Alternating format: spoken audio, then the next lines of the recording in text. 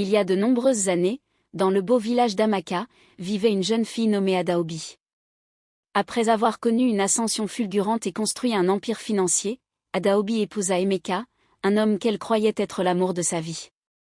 Au début, Emeka jouait le rôle du mari parfait, il la conduisait au marché, l'appelait « ma reine »,« ma lionne » et la couvrait de compliments chaque jour. Mais après quelques mois, les choses commencèrent à changer. Emeka se lassa de faire semblant.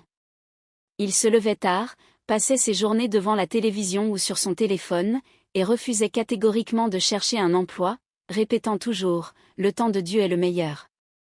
Quand Dieu décidera que j'ai besoin d'un travail, il me le donnera. » Adaobi, désespérée de le voir inactif, lui proposa d'essayer autre chose. Elle lui donna de l'argent pour démarrer une ferme avicole. Elle acheta même le terrain, les oiseaux et tout ce dont il avait besoin. Mais en 3 mois seulement, l'entreprise s'effondra. Quand elle lui demanda ce qui s'était passé, il répondit simplement « Ce sont des renards qui ont mangé mes oiseaux. » Adaobi était confuse, des renards dans la ville d'Enugu ? Elle n'en avait jamais entendu parler.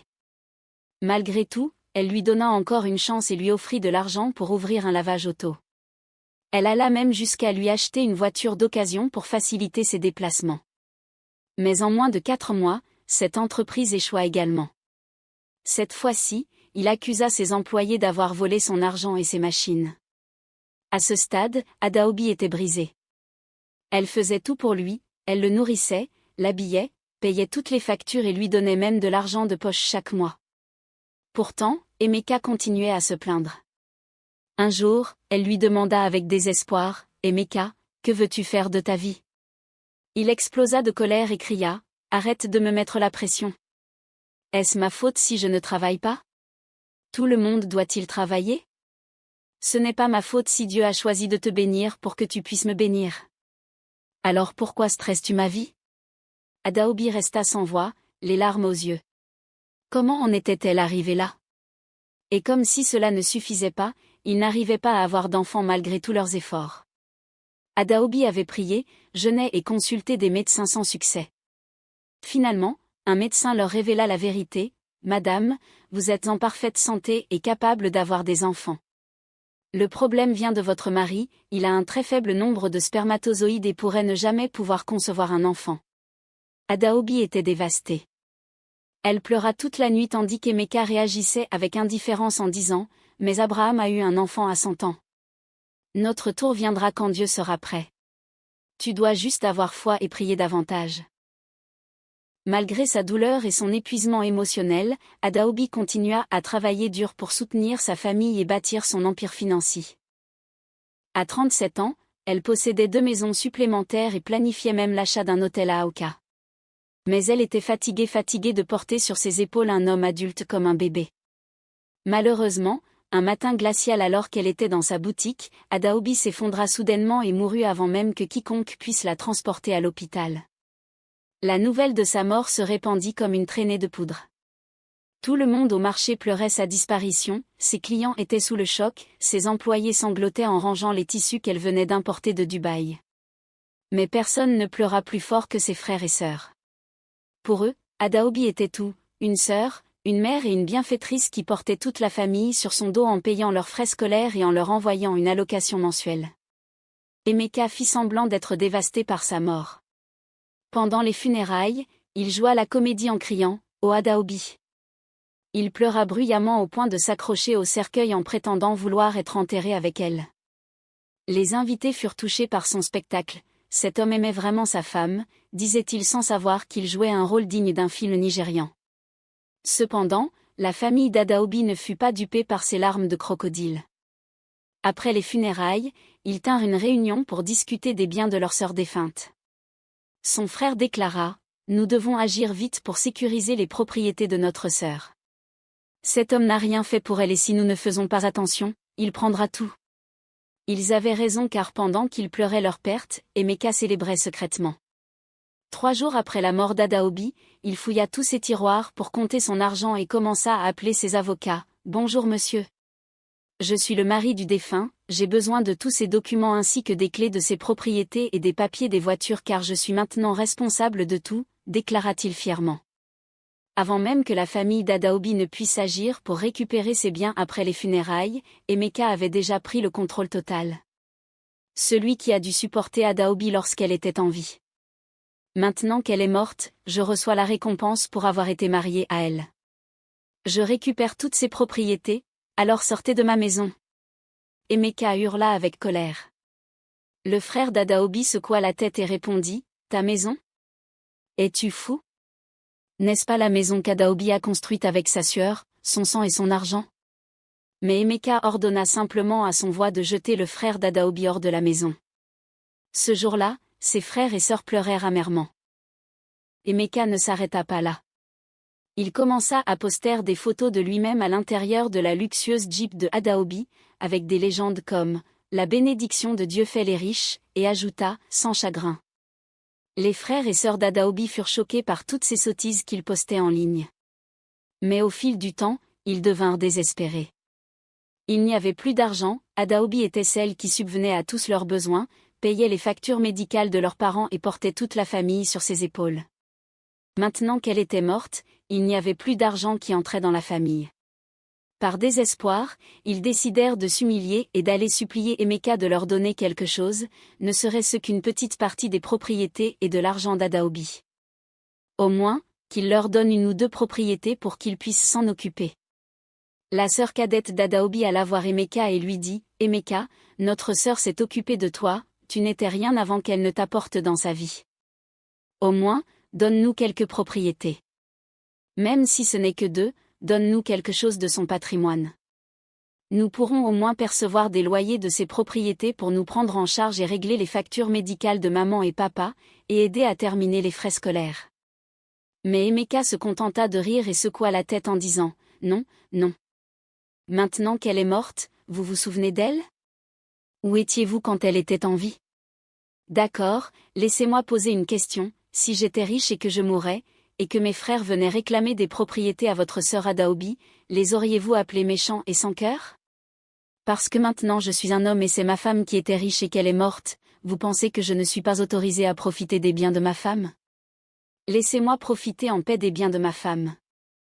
Les gens devraient aller travailler dur pour leur argent. Je suis veuf, laissez-moi profiter de l'argent de ma femme. Est-ce trop demandé? Répondit Emeka avec colère. Emeka ne leur donna rien, ni argent ni propriété. 7 mois après la mort d'Adaobi, il organisa une grande fête de mariage. Il se maria avec une influenceuse Instagram, une jeune femme nommée Sophia. Leur mariage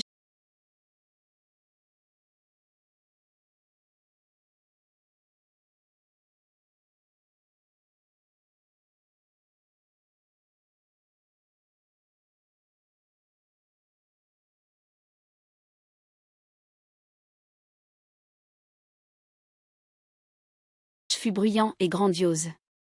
Ils postèrent des photos en ligne, en un rien de temps, Sophia emménagea dans la maison d'Adaobi et jeta toutes ses photos. « S'il vous plaît, retirez toutes ces photos tristes, elles gâchent mon humeur, dit Sophia. Elle repeignit les murs en rose et transforma la salle de prière d'Adaobi en placard à chaussures. Elle commença même à organiser des fêtes sauvages et à amener ses amis pour nager dans la piscine que Adaobi avait construite. Elle prit également le contrôle des affaires d'Adaobi et commença à vendre certains de ses tissus sur Instagram, rebaptisant tout en « Sophia S Luxury Line ». Emeka oublia complètement sa première épouse en moins de 8 mois. De 8 mois après sa mort. Pendant ce temps, la famille d'Adaobi souffrait. Son père était tombé gravement malade, mais il n'y avait pas d'argent pour le soigner. Sa sœur Maka dut abandonner ses études. Son jeune frère commença même à travailler comme conducteur de moto pour survivre. Leur maison familiale s'effondrait. Ils appelèrent et appelèrent Emeka, mais il ignora tous leurs appels. La mère d'Adaobi s'asseyait dehors le soir en pleurant. Un jour, elle ne put plus supporter cela. Elle noua son pagne, prit une bouteille d'eau et se rendit lentement au cimetière du village où sa fille était enterrée. Elle s'assit à côté de la tombe et commença à pleurer. « Oh, ma fille, ne t'ai-je pas averti? Ne t'ai-je pas dit de ne pas épouser cet homme? Mais tu as dit que tu l'aimais. Maintenant, regarde ce qu'il a fait. Il a pris tout ce que tu as travaillé pour et l'a donné à une autre femme. Il n'a même pas eu la décence de te pleurer pendant 1 an. Ma fille, regarde comment nous souffrons. Regarde comment ta famille souffre. Il n'a même pas pu nous donner quelque chose après que nous l'avons supplié. Si tu peux m'entendre, ne laisse pas cet homme se reposer. Si ton esprit peut m'entendre, défends-toi. Ne laisse pas ton travail aller en vain. Ne laisse pas cet homme profiter de ton labeur pendant que ta propre famille périt. Venge ton nom, ma fille. Venge-toi. Lève-toi. Venge-toi. La mère d'Adaobi versa lentement l'eau sur sa tombe et s'agenouilla pour pleurer. Pendant ce temps, à Abuja, Emeka commença à tousser mystérieusement. Il était assis sur le canapé en mangeant du poulet frit et en buvant du jus. Lorsqu'il commença à tousser, il pensa que c'était une petite chose. Il se racla la gorge puis reprit une gorgée de jus, mais la toux refusa de s'arrêter. Elle devint plus profonde, plus forte et plus dure. « Chérie, ça va ? Ça va ?» demanda Sophia, l'air très inquiète. Mais Emeka répondit simplement, « Je vais bien, je pense que c'est le poivre. Le poivre dans ce poulet est très fort. Ce poulet est tellement délicieux, c'est chaud. » Emeka répondit. Mais pendant les 3 jours suivants, il ne put pas dormir la nuit car la toux empira. Il commença même à transpirer la nuit, même avec la climatisation allumée. Puis, après un moment, il commença à entendre des choses.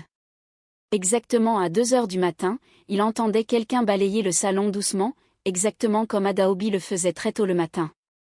Un matin, il appela Sophia et lui demanda, « Sophia, as-tu dormi cette nuit ?»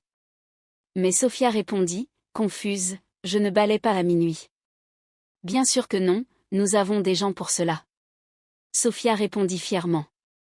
Mais Emeka était sûr de ce qu'il avait entendu. Il garda le silence et décida d'observer pendant un moment. La semaine suivante, sa toux empira et il commença à cracher du sang. Il alla à l'hôpital. Les médecins effectuèrent toutes sortes de tests, mais tout revint normal. Ils lui donnèrent des médicaments, mais rien ne changea. En fait, cela empira. Puis Emeka commença à faire des rêves étranges. Il savait que quelque chose n'allait pas. Alors, il décida de vendre toutes les propriétés d'Adaobi. Mais chaque fois que des acheteurs venaient, il renonçait après que des choses étranges leur soient arrivées. Parfois, ils avaient même des accidents ou des pertes d'affaires simplement parce qu'ils étaient venus visiter une propriété. Emeka devint très effrayé. Il cessa de manger bien et perdit du poids. Même Sophia, sa femme, remarqua le changement. « Chérie, tu n'es pas toi-même. »« Qu'est-ce qui ne va pas ?» demanda Sophia, l'air inquiète. « Laisse-moi tranquille maintenant. »« Et, ne vois-tu pas ? Ne vois-tu pas que l'esprit est après moi ?» répondit Emeka. Sophia avait gelé et dit, « Où ? Pourquoi dirais-tu cela ? Est-ce juste à cause de cette petite toux ? Il n'y a rien qui ne va pas avec toi maintenant. À ton âge, tu essaies de me dire que tu crois vraiment aux fantômes et aux esprits ? Tu plaisantes. Je te dis que quelque chose ne va pas. Oh, esprit, il est après moi. Je sais ce que j'ai fait. J'ai pris tout ce qu'elle possédait et je n'ai même pas pu donner quoi que ce soit à ses parents, même après qu'ils m'aient supplié. Au lieu de cela, j'ai tout donné à toi. Maintenant, elle est en colère contre moi. Je ne sais pas, dit Emeka, l'air très effrayé.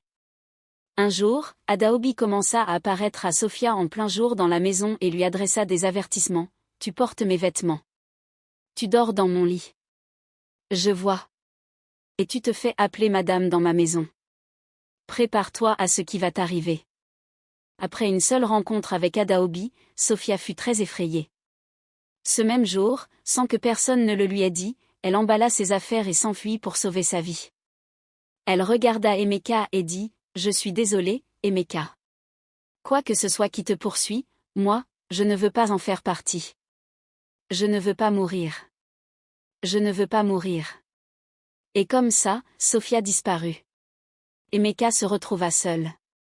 Toute la maison était silencieuse. Ce qui avait commencé comme une simple toux s'était transformé en une maladie grave. Il crachait du sang.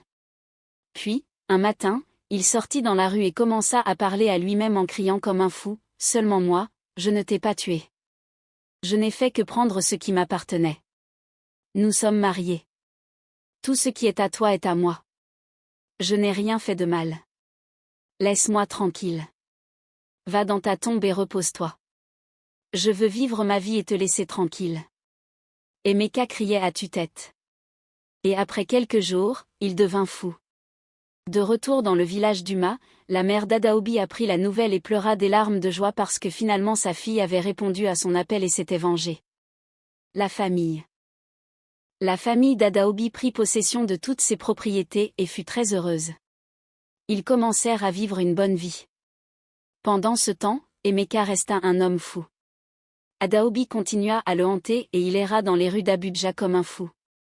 Maintenant, chers amis, voici quelques questions pour vous. Pensez-vous que la famille d'Adaobi a eu tort de demander à Emeka de leur donner une partie des propriétés de leur fille? Parce que, comme Emeka l'a dit, si les rôles étaient inversés, si c'était lui qui était riche et qu'il mourait, serait-il juste que ses frères, sœurs ou parents viennent réclamer ses propriétés à Adaobi? Tout le monde dirait que les beaux-parents d'Adaobi sont mauvais. Alors maintenant que c'est Adaobi qui est riche et qu'elle est morte, et que ses frères et sœurs poursuivent ses propriétés même si son mari est vivant, ne pensez-vous pas que c'est mal? Ou bien les règles changent parce que c'est une femme qui est riche et non un homme? Partagez vos pensées avec moi. Ensuite, si vous étiez à la place d'Emeka, que feriez-vous? Auriez-vous donné à sa famille quelque chose de substantiel ou auriez-vous gardé tout ce qu'elle possédait? Car, en réalité, tout ce qu'elle possédait vous appartient légalement maintenant. Et si elle voulait vraiment que sa famille ait ces choses, elle aurait dû écrire un testament et partager ses propriétés entre ses proches ou même acheter des propriétés à leur nom. Qu'en pensez-vous? Partagez vos pensées dans la section des commentaires et soutenez votre fille en vous abonnant à ma chaîne, en aimant mes vidéos et en les partageant avec vos proches. Alors, à bientôt avec plus d'histoires intéressantes. Au revoir.